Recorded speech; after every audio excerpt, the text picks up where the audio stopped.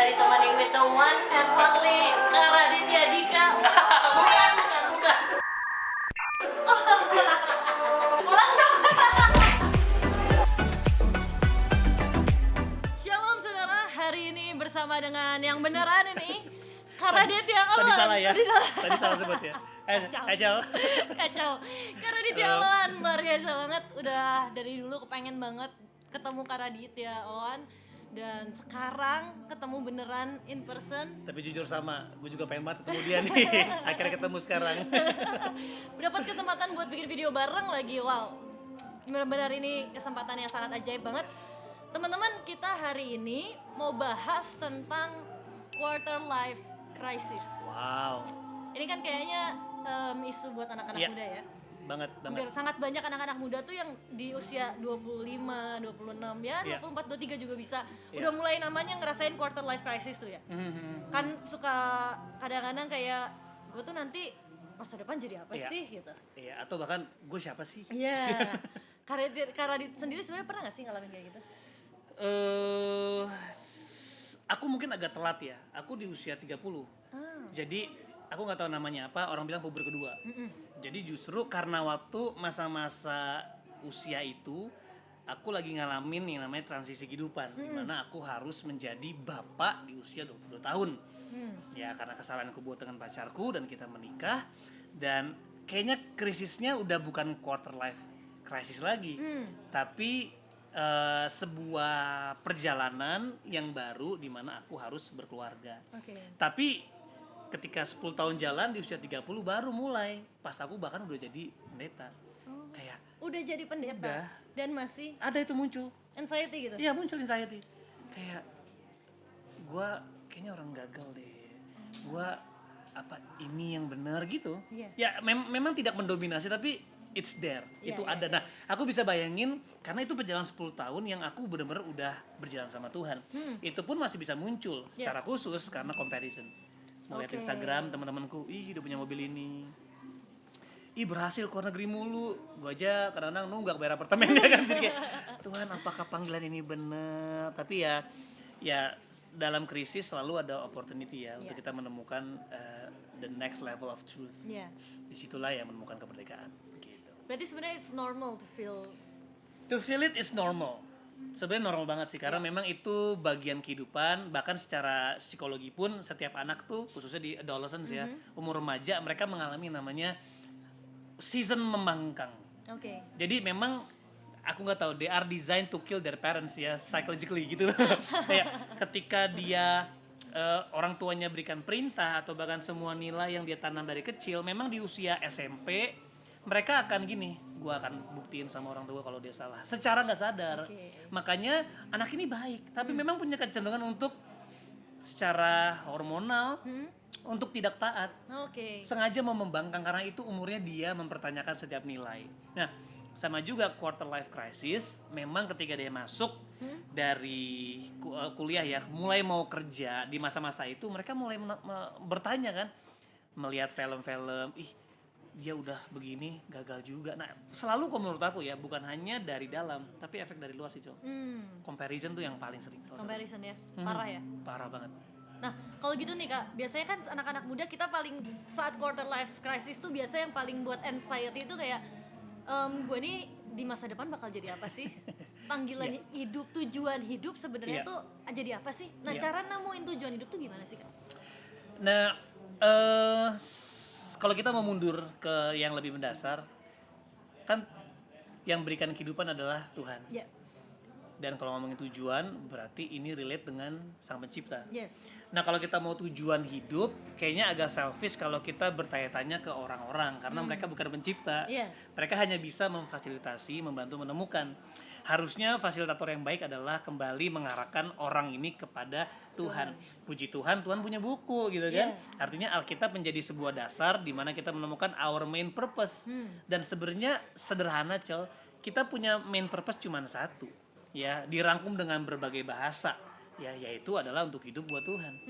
Itu tujuannya. Nah, sekarang yang sering jadi pertanyaan adalah jalannya lewat mana? Nah, itu yang sering kali menjadi pertanyaan, apa aku jadi dokter, apa aku jadi insinyur, apa aku jadi pendeta. Nah menurut aku that's not the purpose. Itu yang namanya personal calling. Nah, kalau kita sudah temukan purpose-nya, calling akan ngikut. Oke. Kebanyakan orang gini, calling gue apa sih? Jadi dokter kah? Pendeta kah? Seniman kah? Tapi mereka nggak hidup buat Tuhan, percuma. Iya. Karena yang namanya potensi itu bisa dikembangin. Kayak aku mungkin nggak ada keturunan pengacara gitu ya. Tapi aku yakin kalau aku latih, mungkin Bisa aku jadi. bisa.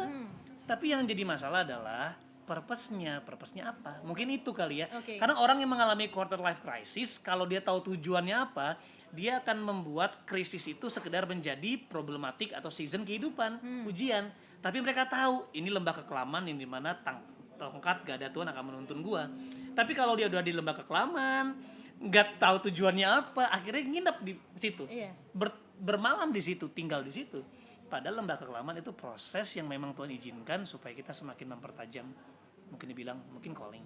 Callingnya. Ya, Berarti kalau gitu Kak, berarti yang namanya personal calling ini, jalan menuju purpose Tuhan ini, apakah ditetapkan dari lahir? ya.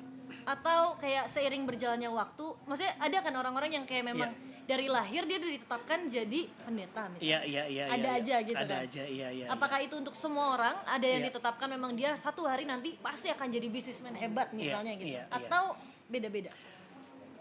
Mungkin kata ditetapkan itu bisa secara biologis juga bisa dibuktikan sih, karena kita punya gen itu terbagi menjadi 3 yang namanya ada epigenetik, itu yang ada yang pasti dan itu turun loh. Iya. Makanya rata-rata kalau anaknya musisi lihat aja bokapnya. Mhm. Kenapa? Karena itu turun, ada namanya kopi dari gen apa DNA yang terbentuk karena orang tuanya. Oke. Jadi ketika lahir kita seakan-akan oh memang calling gue ini. Oh enggak, itu dari orang tua lu. Oke. Emang turun gitu kan. Nah, tetapi kalau aku percaya personal calling itu mungkin ada, aku nggak berani mengatakan ya, memang waktu Tuhan ngomong ke Yeremia, sejak dalam kandungan ibumu aku telah menetapkan kamu menjadi nabi gitu ya. Tapi kan bisa jadi nabi di mana gitu kan? Jadi nabi di dunia musik dan dunia apa gitu kan. Jadi kalau buat aku calling itu very personal, yang memang bisa dibentuk seturut perjalanan hidup. Oke. Kayak aku gitu. Kenapa aku jadi DJ? Orang tua aku gak ada yang DJ. Tapi walaupun mereka adalah punya darah musisi semua nih. Iya. Gitu. Kenapa aku suka olahraga? Aku bertiga bener-bener ikut, maksudnya cukup berkecimpung di dunia olahraga sampai ikut kejuaraan. Kenapa? Papaku olahragawan. Oh. Mamaku olahragawan. Tapi kenapa aku jadi pendeta? Mereka gak ada yang pendeta. Dan aku bisa bilang, this is my calling. Nggak juga. Artinya, purpose-ku hidup buat Tuhan. Dan karena hidupku hancur banget dan Tuhan selamatin, aku bilang, aku mau jadi pendeta.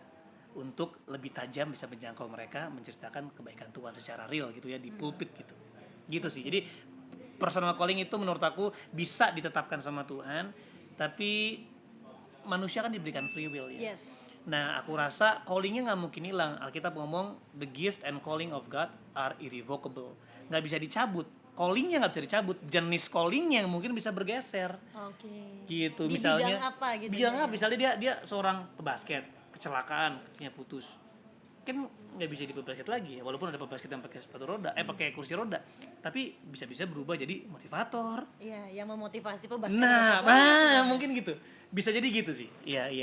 Oke, jadi lebih ke seiring berjalannya waktu itu akan berubah dan Iya. itu akan menyesuaikan lah gitu Itu ya. yang aku percaya ya. Iya. Oke. Nah, kalau gitu nih Kak, berarti kalau sepanjang hidup kita ngelakuin apapun selama itu untuk Tuhan, Iya. no problem. Menurut aku 90% begitu, tetapi aku buka 10% ketika Tuhan kasih divine intervention. Oke. Karena ini yang paling nyebelin dari bapak kita, walaupun dia bapak yang sangat penuh kasih, ya dia bapaknya usil banget, dia suka kayak belok kiri. Kayak dia ngomong sama murid-muridnya, Iya. pergi ke sampai ke ujung bumi. Jadi waktu lagi jalan, Roh Kudus bilang, stop, jangan ke Asia, gitu kan? Iya, Artinya, iya. loh, ini kan melawan firman Tuhan. Tuhan bilang pergi ke ujung bumi, termasuk Asia. Tapi Iya. Roh Kudus bilang, stop, jangan ke sana. Kenapa?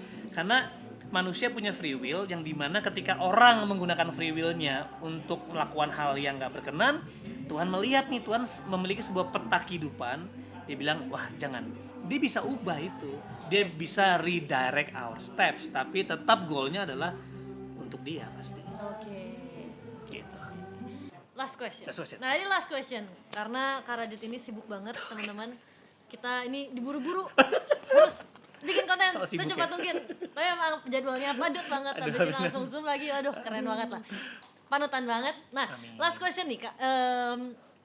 Oke kan terakhir, so gimana kasih saran buat orang-orang yang lagi ngadepin namanya life crisis, quarter life crisis Yeah. dan mungkin mereka anxiety, udah anxiety nggak tahu tujuan hidup pula, nggak tahu jodoh siapa pula, rasanya kayak hidup ini blur banget gitu, kayak Iya. kamera tuh nggak fokus gitu. Iya.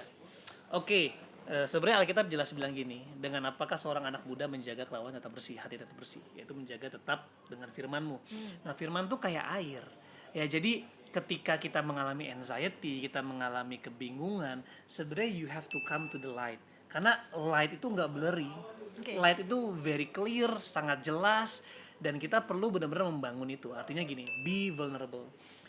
Kalau memang kamu jujur yang bikin anxiety seringkali gini, kamu ada sesuatu yang kamu tutupin.